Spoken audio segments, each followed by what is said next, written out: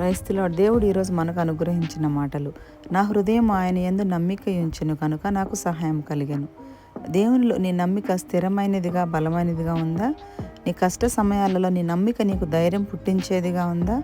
ప్రతికూల పరిస్థితుల్లో సైతం దేవుడు నీ పట్ల కార్యం చేస్తాడన్న నమ్మిక నీలో ఉందా? కేవలం పెదవుల నుండి మాత్రమే నేను దేవుని నమ్ముతున్నానని పలుకుతున్నావా, లేక హృదయపూర్వకంగా ప్రభువుని నమ్ముతున్నావా?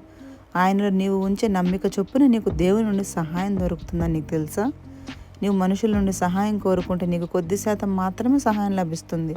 కానీ నీ పూర్ణ విశ్వాసం నీవు ప్రభువు యందు ఉంచితే నీకు 100% సహాయం లభిస్తుంది. కాబట్టి ఇప్పటి వరకు ఒకవేళ నీలో అపనమ్మిక ఉంటే ఇప్పుడే దానిని విడిచిపెట్టి ప్రభువు యందు పూర్తిగా విశ్వాసం ఉంచి నీ జీవితంలో ముందుకు సాగు. అప్పుడే ఆయన యొద్ద నుండి నీకు పరిపూర్ణమైన సహాయం లభిస్తుంది. మనం కూడా కీర్తనాకారుని వల్ల దేవుని యందు నమ్మిక, భరోసా కలిగి జీవించాలని ప్రభువు కోరుకుంటున్నాడు.